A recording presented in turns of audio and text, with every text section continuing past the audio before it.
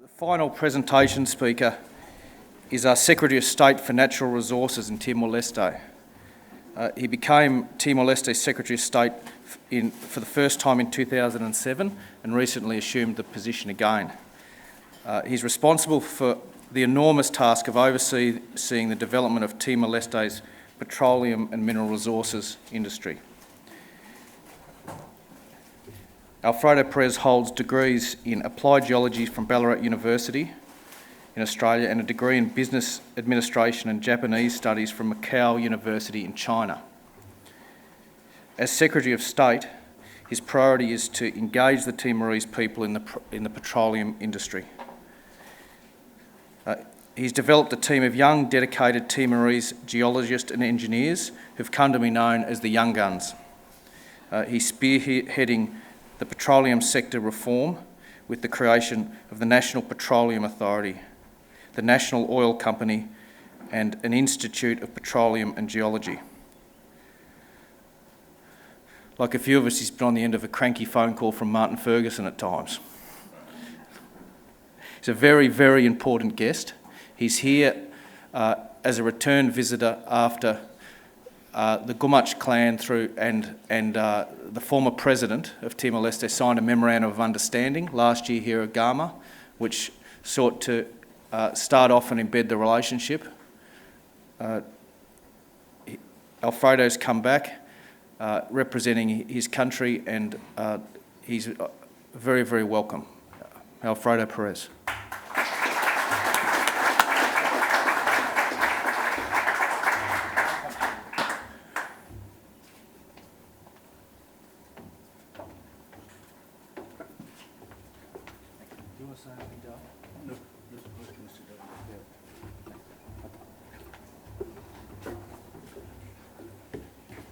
Thank you. In East Timor, or Timor-Leste, it's always very difficult to speak after lunch.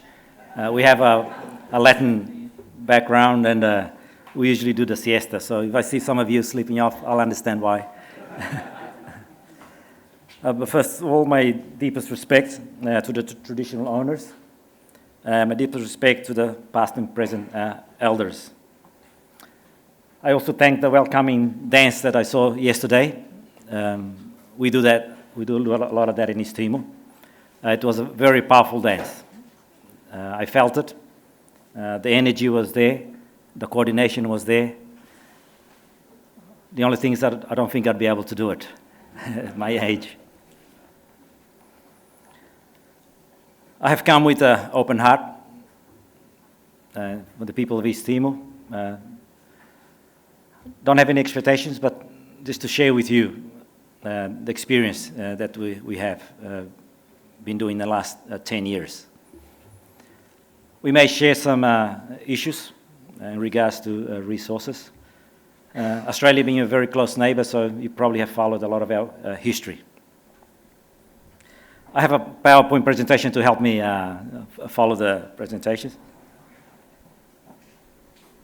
For those of you who perhaps did not do geography, that's it. It's a little country.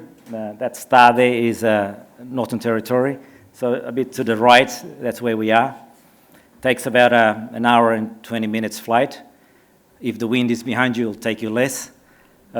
Hopefully, Mr. Jawa, in the future, we can fly directly to East Timor to the little airport that you have here. As mentioned before, my ex-president was here. My ambassador in Australia was here. We have an MOU. We haven't implemented yet, but I asked we take our time as we get to know each other. I think time is on our side.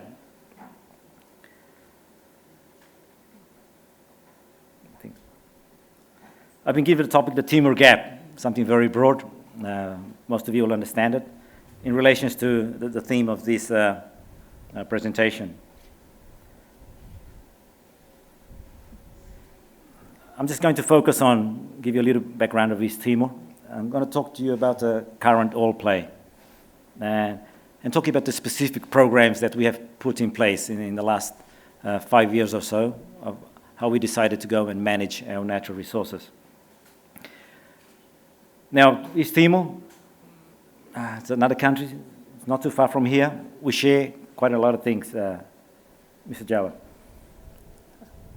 If you go to East Timor, and if you see an elderly person standing in front of a tree, looking up, talking, looks like talking to a tree, okay, he's not trying to bring the cat down.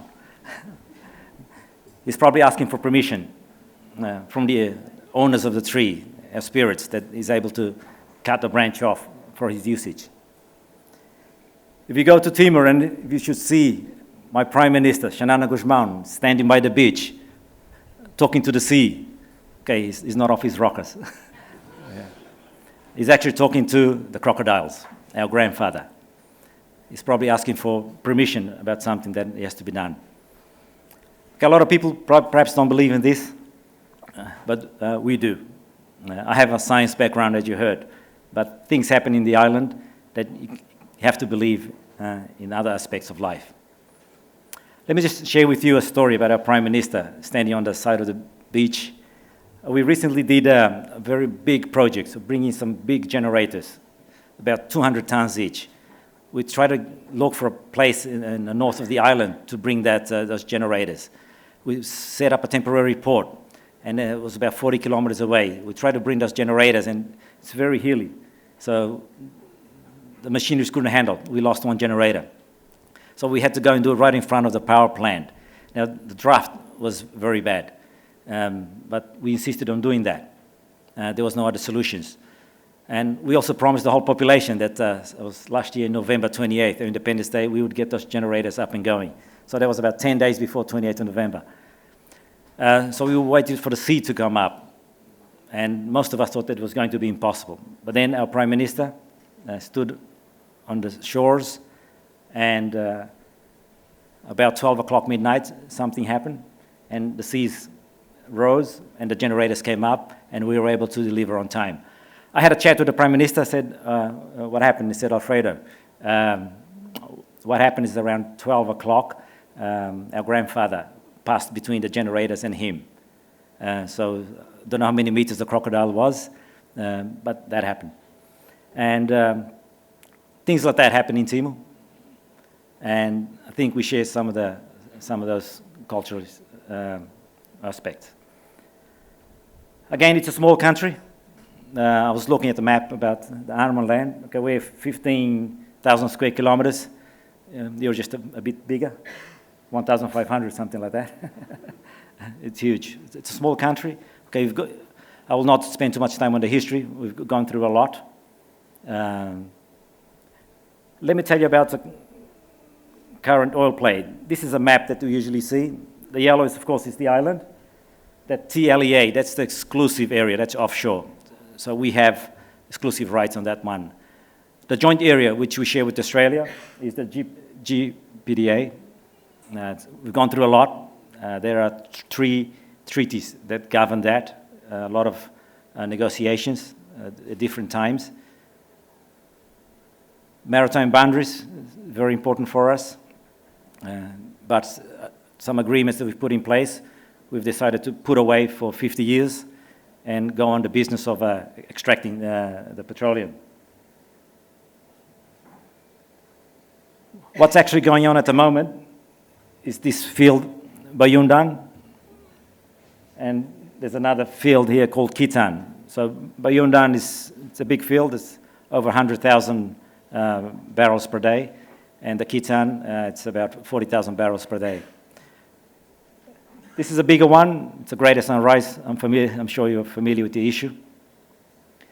We still have over 60% of the acres to bid out in the joint area, also in the exclusive area.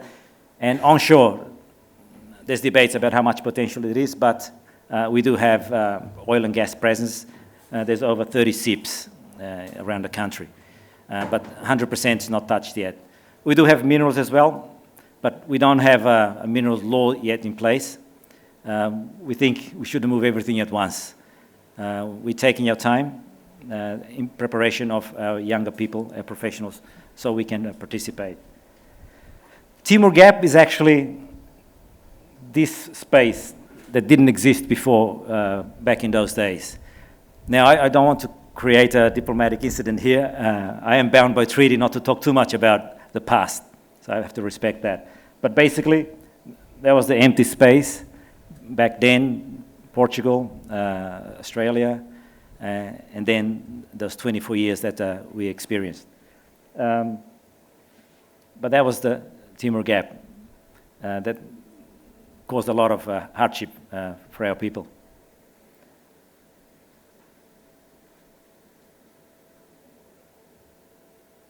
This is the onshore. It's oil and gas. Okay, some people say, look, you've got the SIPs, so you've got oil and gas present. But the bad news is perhaps it's been spilling since many, many years ago. So now we came with a challenge when we became independent 10 years ago. What to do with all this, that it's in our hands. And one thing I say is that there's a lot of good people around that can help you. But more important, there's a lot of bad examples that you can follow not to do. Especially a small country like East Timor with a lot of challenges and all these resources. So we established 3 policies, very simple. There's a bigger one. It's called this, oil for human development. What does that mean? Well, you can go look up the UN definition of the human development. You've got all sorts of indexes. But for us, it's basically what we can squeeze out of that natural resources for our benefits. So from this big idea, we've come up with this policy, okay, maximum participation. It's not a comfortable one. When I share this with a lot of oil companies, when I say this policy, maximum participation, I keep my eyes on their throat, watch the amount of saliva they will be swallowing. It never fails. But I've got nothing against oil companies. You need them. They've got the capabilities, they've got the financial resources. So maximum participation is important. I may sound radical at the moment, but that's how it is in all areas, at all levels. But given the human resource we develop, so we're not that bad. So if I'm not able to develop our human resources, that's tough luck. No. Next policy, it's maximum benefits. Whoever is leading the natural resources has to come up with the right formula. That at the end of the day, we as natural resource owners need to be the preliminary beneficiaries. Again, if we're not up to scratch in understanding those documents, okay, that's our problem. The third one has nothing to do with the oil and gas. I worry a lot about this. We are very dependent on oil and gas. What happens when it runs out? It could run out in the next 20 years. We could be lucky. We could find another one. It could be there for 100 years, but eventually it will go, be that oil and gas or be that minerals. So we need to think about diversification. It's basically what to do with the oil and gas to create other aspects of the economy. You don't have to be a genius to work that out. Okay? A country like Timor-Leste is not very much different to this part of the world. So tourism is important, fishing is important, agriculture is important, but I'm going to leave that for the future generations to decide. So these are the 3 policies that we live by, that we've been working on in the last 5 years. Which one goes first? Which one shall I do first? Have I got the people to do all this? Now, just let me tell you about how we structured ourselves to manage the natural resources. There's a Prime Minister. That's myself. Actually, I have been elevated from Secretary of State to a ministry position. I know, Denise, last time you made the invitation and the booklet, I wasn't sure that was coming back. We were having elections, but anyway, it came back. And I've got a few, 2 directorates or departments, administration, finance, and mineral resources.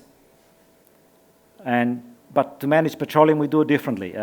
We create autonomous institutions to keep it away from everyday politics. So, and the National Petroleum Authority. So we call it Autoridade Nacional do Petróleo. These are just regulating bodies. It would be equivalent to what Australia has. These are all run by young East Timorese. We probably have 1 or 2 international advisors, but we've been working on this. I've talked to you about the joint area where Australia has interest, but it's the National Petroleum Authority that governs that area. So we govern your interests. But for us to get to govern that, we went through some very tough negotiations. I had to prove that our young Timorese were capable of doing it. It took us about 2 years, a lot of negotiations, but now we run the show. That's a regulating body.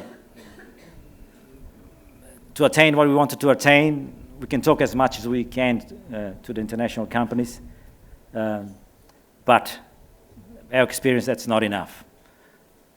So we've gone through the idea of setting up our own oil company. A lot of countries do it, so we're doing it as well. Hold to behold, it's called Timor Gap. Okay, in Portuguese, it's called Timor Gás e Petróleo. It was the Prime Minister. It took us 1 hour to decide on that name in the Council of Ministers. It does refer back to history. Okay, the first Timor Gap, which I showed, got us into a bit of a trouble. Hopefully we do this properly. This will get us out of, give us a better life. So we think the name is quite appropriate. So we've got a regulating body. We've got a company. The Council of Ministers nominates the CEO, and the chair and the board, but that's where we end. Everyone else has to go through a competitive process to get positions to become directors, be that in the National Petroleum Authority or in the Timor Gap.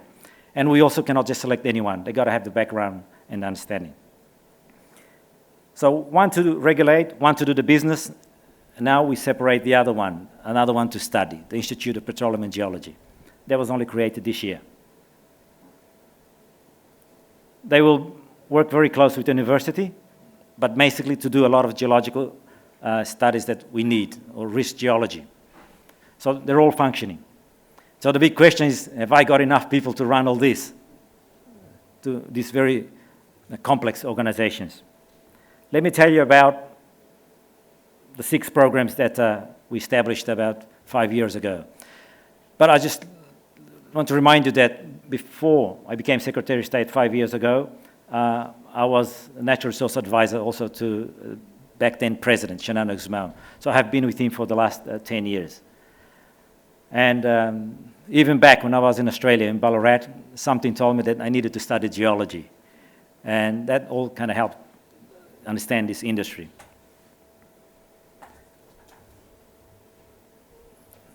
We needed straight away that we needed to do something about the human resources. That's very important. I'll share with you exactly what we did in the last 5 years. So that's a long time already. Human resources became #1 priority. I had to set up a pipeline task force because there was a big company called Woodside was coming and telling us and discussing about what's the best option to develop the Greater Sunrise Field. So I set up a pipeline task force with the young Timorese, a lot of third-party studies, just to ask questions. Why cannot come to Timor-Leste? It has to do with trickle-down effects. It has to do with onshore activities. The reform, back then we had to think about, but I've just told you, the reform was that, separate the institutions, regulating, commercial, and even the studies. We had to do something, we haven't done it yet. A lot of geologists have gone into steam, but no one has done a geological survey. So we've started that. The petroleum activities happening in Timor-Leste, offshores, but nothing much is happening on shores. So we needed to do something about having those activities done. So the idea of a supply base somewhere on the south coast came. So in the last 5 years, we've been studying the possibility of that. So a lot of technical studies. And then lastly, the natural resource game is a nasty game, whether you like it or not. One thing that I usually say, there is no Mother Teresa in the natural resource game. And I'm not going to start to act like one. I do have a sister, there's a nun. But, so you need a certain level of transparency. We have come up with our own model. Some people say we're too adventurous, but you have to know how we are. So a model that will ensure there's a lot of transparency. As I mentioned before, there's a lot of bad examples around the world, how things can go very, very wrong for your population if you don't manage it properly. Actually, there's a lot of examples how things can be worse off than when they don't find the resources. So these are the 6 programs, a lot of work. The question is, which one will go first? Which one to prioritize? So it's a management decision. The answer is, you do everything all at once. We did have already a group of young Timorese that have been studying in Indonesian time. And back even in 2000, Australia was very kind to offer scholarships in very good institutions. So they were back then, they've been working. Allow me to share with you the Human Resources Program. Now, East Timor, we're not known for our mathematical and physics skills. Probably we're known for our lack of skills in that area. So when we decided early on that we had to produce a lot of geoscientists, we had 2 options of whether to start training people at the basic level, hands-on jobs, or do something else and go to the top and understand the game from the top. So I asked the Prime Minister to give me some money and let me produce some geoscientists. So I had to go to the trouble, although as a nation we are weak in maths and science, especially when the Indonesians left. A lot of the good teachers left. So our younger students, our quality has reduced. But the experiences showed that does not mean I cannot find 100 Timorese people that are gifted in these areas. So the trouble was I had to do a very big exercise, a national exercise with testing, assessments to select. What you see here is a picture of 514 students from nationwide. Okay, we have over 30 ethno-linguistic groups, so I had to set a policy to make sure there was a balance from each part. And I did the test. Even the test, we had to be careful how we did the test. I'll share with you the stories. We were going to ask our national university to do the test, but the people are saying, oh, don't do that, because everyone is related to everyone, and someone might get an early copy of the test, and then it'll be things happen. So, and we couldn't come to Australia because English wasn't the language, and even though Portuguese is official language, we couldn't do it. So we turned to Indonesia, and one of Indonesia's best institution, a tertiary institution, was ITB. So 7 of their professors came and did an assessment on the young people, and we picked the top 30. And so we send them here to Australia, to New South Wales University, to Adelaide School of Petroleum, Western Australia University, and Curtin. Bear in mind, the English is not their language, so they have to learn English. It will take us 1.5 years, probably, to 2 years, to learn your language, sufficiently enough to be able to take on the degree. Not everything ran smoothly.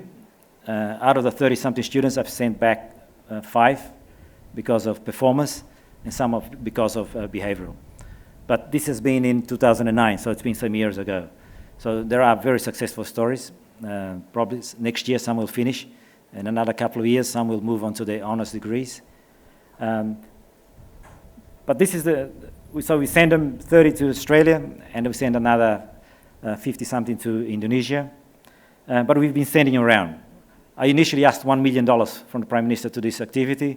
Now I'm spending $2.5 million every year.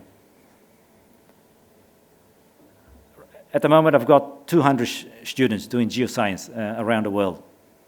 So Australia, Indonesia, Norway, Italy, Portugal, England, America, Malaysia, we go everywhere. And they have a tough time, but if they can survive, they'll be future leaders of the country. We also focused on master's degree. Right now, in the Ministry of Petroleum, I have 40 young Timorese with completed master's degrees just on the geoscience from very good institutions around the world. We do a lot of gender. We rectified the CEDAW agreement. There's an article number 4 that says that you have to do what we call the positive discrimination. But the Timorese woman has taken the geoscience into their hearts. There's a very good university in Indonesia. It's called Veterans University. I have about 50 students there. Over 50% are girls. They are studying petroleum engineering, geology, geophysics, mining engineering. And a good of them will finish in about a year or so. So human resources is very important. Not only giving scholarships, but then talking to companies about how they can take up. Our experience with companies is very simple. If it's not in a contract, it doesn't happen. So you got to make sure that it's in the contracts.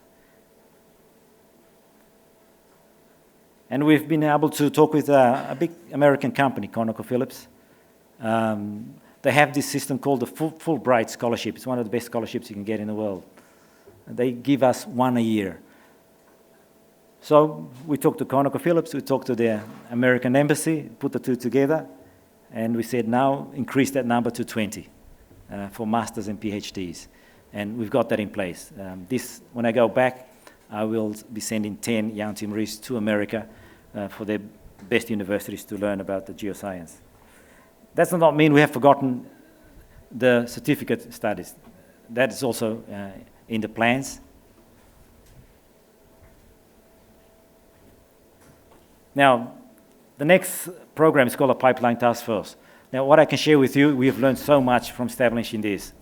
It's just about asking the right questions. Why it cannot happen? How big is the field? Is that the real size of the field? Can you show us the data? Down to that. It just happened that we also had quite a number of young Timorese reservoir engineers with very good qualifications. So this is about the Greater Sunrise issue. This is what we want to do, just bring a pipeline to that. When I came into government, there's a lot of debate about the difficulties of the Greater Sunrise coming to Timor-Leste, about that deep part. It's not a trench, it's a trough. But if you're a geologist, you can appreciate the big difference. A lot of things said it was difficult for the pipeline to come, so we just asked questions and we got third-party people to do studies and for us to evaluate. We have raised our capabilities. We are able to verify those studies down to the screws and to the nuts and bolts. But that's because we put people focused on those areas. And we have found a lot. In this game, feasibility studies actually don't tell you much. You can look from the point of view that you want. We have comparative studies done by the best institutions in the world. And all the conclusions are pointing that the best option for the shareholders of Timor-Leste for this, which is our people, is for the Greater Sunrise Pipeline to go to Timor-Leste. And we will continue to make that stand.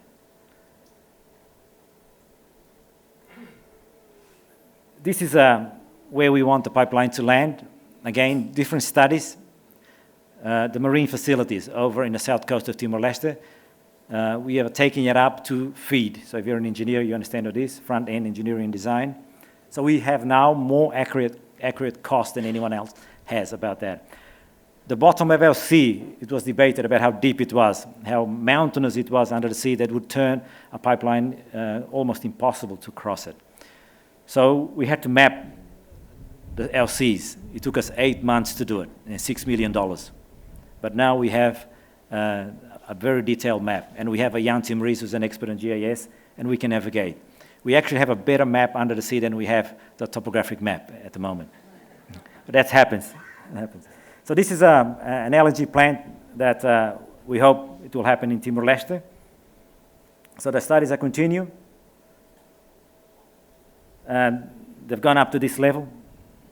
There's a lot of benefits that you can get out of the mining, the resources.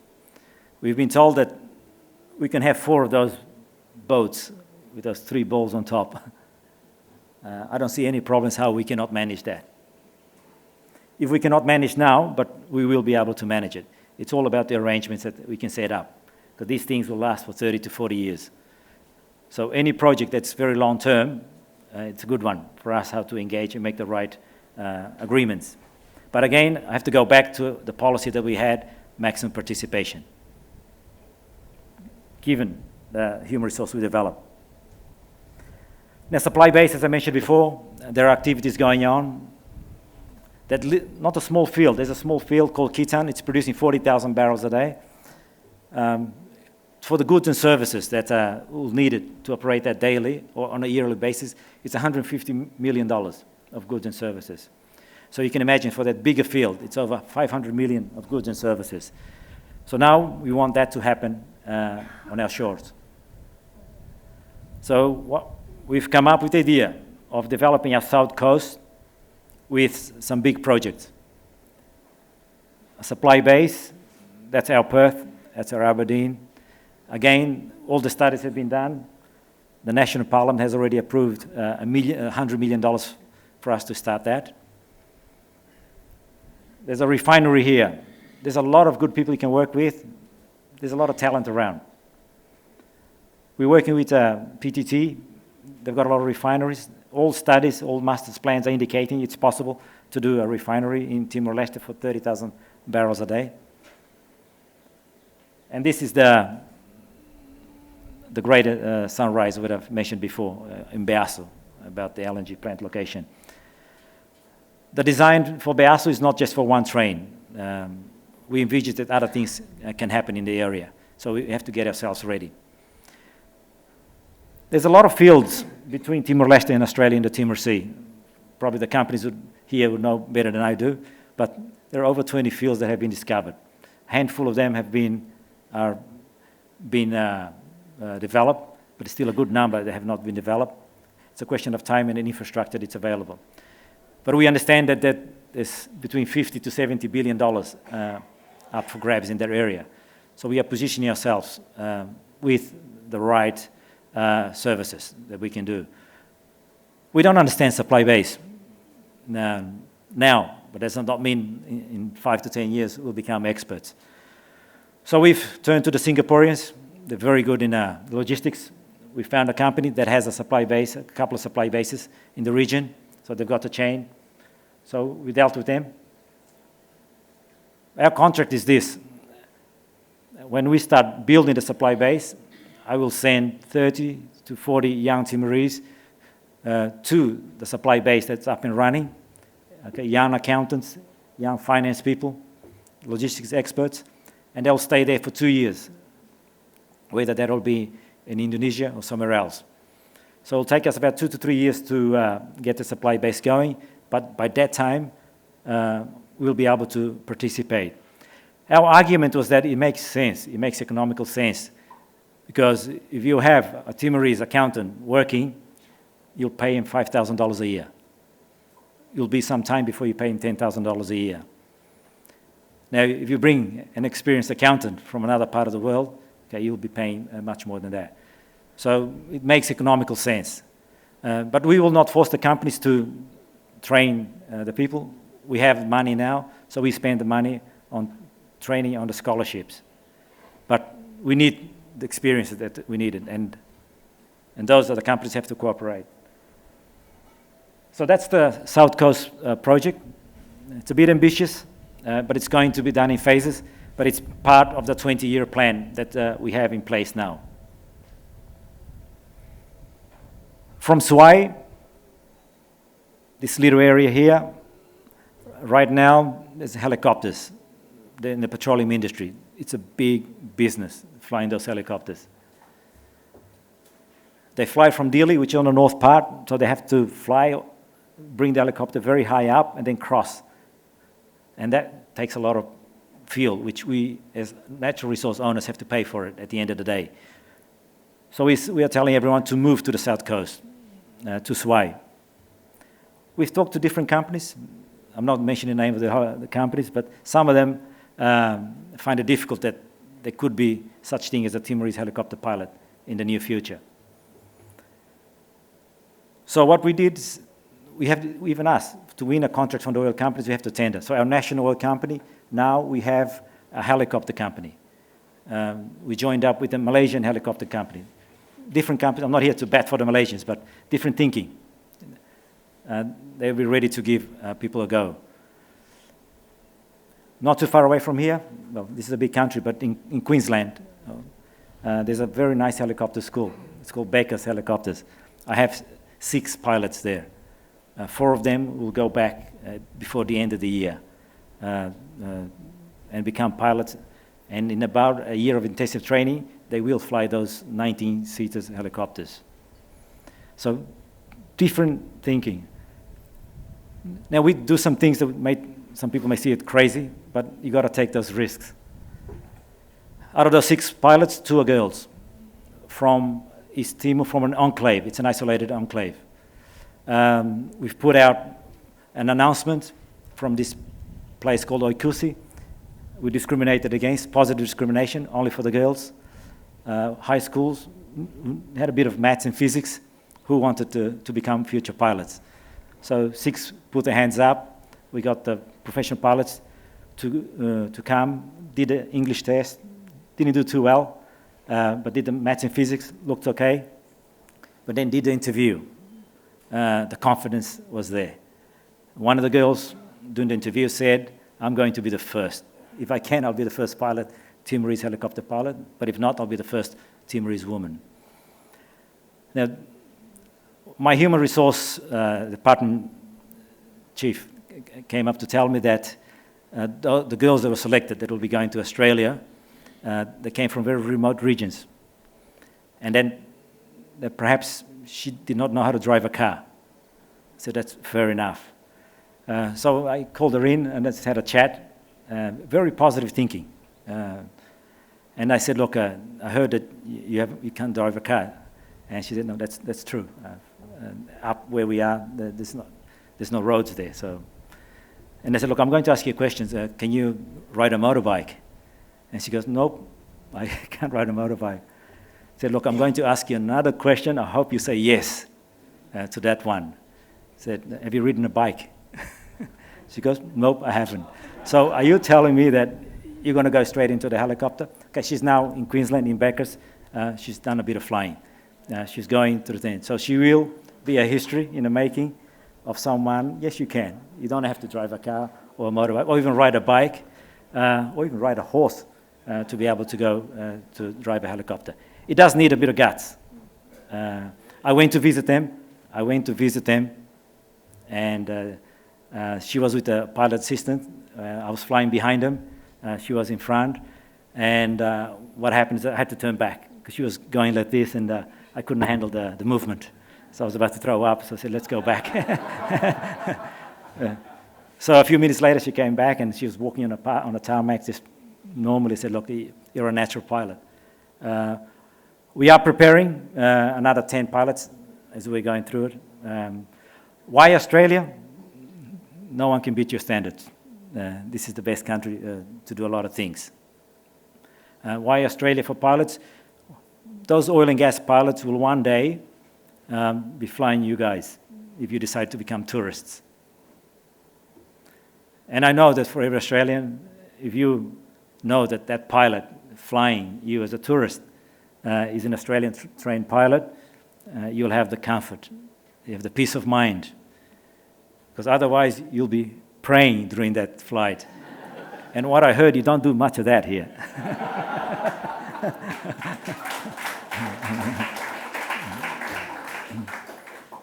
We have all sorts of programs. English is not our language. Back in those days, we send them here. It's very expensive to learn English in Australia, to stay with the family. So we look around the world for places. We knew that India speaks English. There's probably more people in India that speak English than in England.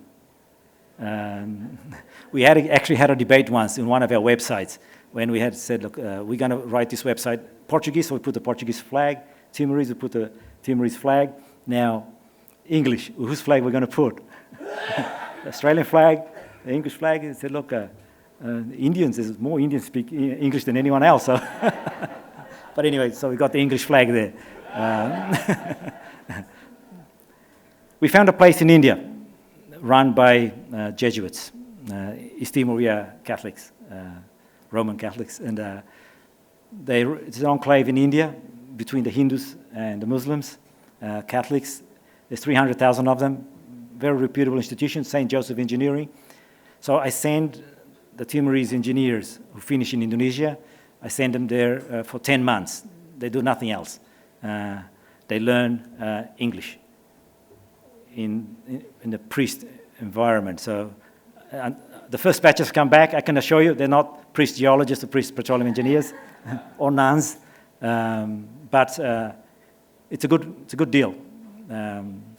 It'll cost us over $60,000 to put someone here to learn English a year. In India, it cost me $7,000 a year, including tickets. So we'll send big numbers. The quality is good. They've got good teachers. And our experience is that a lot of it has to do with human resources. The initial ones are difficult. As I told you, we go to Timor, geologists, the government has sent a lot, but the parents themselves have sent quite a good number of them. There's probably about 200 to 300, or 3 to 400 Timorese geoscientists. Some of them are not from good universities, but at the end of the day, we have to select. As Secretary of State, or now as Minister for Natural Resources, or for the petroleum and minerals, this has been a very good investment for us. Now I can pick and choose. So the National Petroleum Authority, we go there. It's all run by young Timorese. We do world standards regulating. The National Oil Company, they're doing businesses, they understand, but we separate that. There's 70 young Timorese running the National Oil Company in a business sense. So that was the supply base, and the Institute of Petroleum Geology, it's running. As we speak, there are groups of geologists in the country mapping those rocks. Let me just share with you, in 2009, when we decided to carry on a geological survey, everything in Timor, a lot of things are very sacred, in particular the rocks. So I could not start a geological survey just like that. I had to do a national ceremony. I had to call in all what we call the keepers of the word from each ethnic linguistic group, each one representing their own customs. And then we had to do the traditional process in a special site in Dili. And we had to do it early in the morning. We got our little things with the church. And we got the things with, because we sacrifice animals, especially the chickens. And then we kill it, we look at the insides, and then we get the authorizations to do it or not. So I had to ask permission whether the young geologists could go out there and start going around with their G-picks and breaking up rocks. And we believe that if those young geologists and just happen to tap our sacred sites, they'll be in trouble. The last thing I want to do is spend thousands of dollars on a young professionals and then for him or her to do something not proper according to the traditions. And we believe that if our ancestors want, they can hide the rocks from us. So we did the ceremony, we got the green lights. And I was a bit sneaky then while we were doing the ceremony, and I asked the elders, what about that pipeline thing? How's it going to look like? Actually, they did it. It was a pig, they killed it, they opened it up, they look at the guts, and these guys don't understand anything about geology or the well. They have a good appreciation of natural resources. They said, look, it's going to be hard, but you'll get it at the end. And I knew that it was going to be difficult, as it is now, with all the discussions. But that's something that we keep on going. So it's about the South Coast projects. All these projects are done by the young Timorese. All the feasibility studies, we outsource to third parties. They come back and we go through it, be that how good the company is. It's all about that term, okay, young gun, some people don't like it. It was that 7 people that we started off with, examples. But we did this because we have some good leaderships. You've met one that was here. Xanana Guzman, our current new president, is also good leaderships. They trust us. They give us the responsibilities. But they all say, if you get it wrong, you'll be in trouble. We'll get someone else. But that confidence thing is very important. And I transmit that confidence to the young geotechnicians. I'm here, I could go to another country now. I'm sure the machinery that we have established is in place. And that's something that we needed to do. The last part makes a bit of, it's actually about that governance. Okay, we have learned early on that there's a lot of money in this game, in the natural resources, but the chances of going wrong is much more than getting it right. I'm not saying we're going to get it right, but it's still at the early stages. So we decided to do transparency, governance, because our institutions are going to take time to be in place. Our police force, okay, they're getting there, but it takes generations for a police force to raise its capabilities to do proper investigations, criminal investigations, even worse, corruption investigations that can be very tricky. And even if you get your police force in gear, then you have to worry about the courts. So all these are real things we face. So we just decided, how about just put the numbers out there? That perhaps stops me or my colleagues from thinking, doing anything wrong. So we've aligned with this international mechanism, used to be known as the Tony Blair Initiative. It's called EITI, something that Australia is also going to go through. It's actually, you just kind of have to report all the money. Any company that pays you, you have to report it. And an independent auditor, Ernst & Young or Deloitte, they go to the companies and verify that that is what they paid. And when we receive that money, we also have to get the auditors to come and see that that's what we received. Now, we have been with the Norwegians since day one of our petroleum. So they do have a pretty robust systems. And so this is a report for 2008. This is down to every cent that we have received. And all these is on the internet. We have created a petroleum fund. So all monies that comes from petroleum must go there, whether it's royalties and tax, both. And so $2.5 billion we got, 2008. And then the price came down, 1.7 billion. And we are now working on the 2010 and 11. And apparently 10 was a good year, so we may have reached $3 billion. So the petroleum fund now has about $11 billion. There's a very strong mechanism of how we can take out. If you want to take out more, you're going to have to be smart. You have to kind of justify. You have to go to the national parliament. So by doing that, that little country, we became the first one in Asia to do that. And I can tell you, when we came in 2007, there was a lot of talk about corruption, how corrupted we were, especially the members of government. We did this, we got these results, and I don't hear much now. Simply just to put the numbers out there. We came to third in the world, so all sorts of rankings that we get ourselves involved. But this is what we did.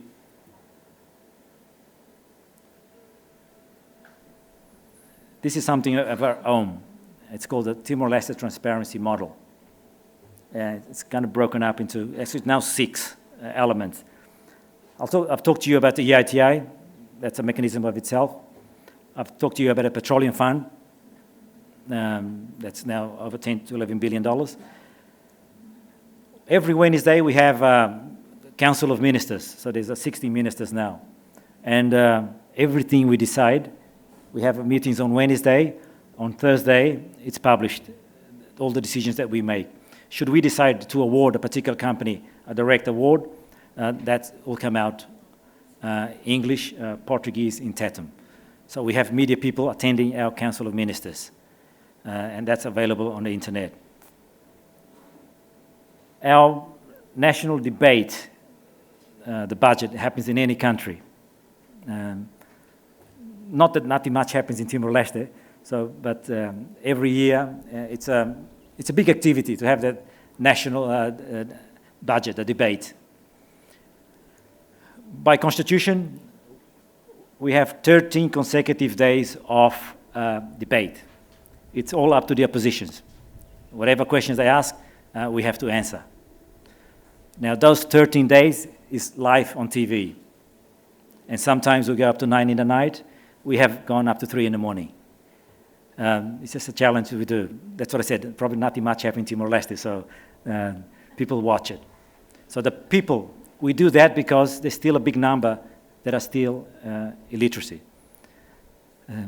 So if the people want to ask us a question, they ask. I'll tell you an incident, a very incident. That was in the previous government. Our Prime Minister, we had a big project for electricity. We said to the people, we're going to electrify the whole country by a certain date, down to the villages. But that project hasn't gone up to schedule. So our Prime Minister, his residence, he asked for generators. That was about $5,000. So during the debates, the members of the opposition said, look, you talk so much about the big projects, now you're asking for a generator for yourself. So even the members of our government voted against it. So our Prime Minister lost his generators. But it can get to that level of scrutiny. And we have a Prime Minister that says, look, I'm not going to protect you. Each one go up and defend yourselves. It's part of the training. We have an issue now about the next generation of leaders. You've met Ramasorta. He's still young, still strong. Prime Minister is 66. By the time he finished mandate, he's 71. He's already told us, I'm not going to continue. You have to prove yourself to your people that you can do the job. If they believe in you, they'll get you back in government. So these are the issues that we have to do. I'll go back to the number one, transparency portal. This is something that we do. It's to take advantage of the whole internet world that it's here now. It's divided into 4 things. It's called budget online, procurement online, aid online, and results online.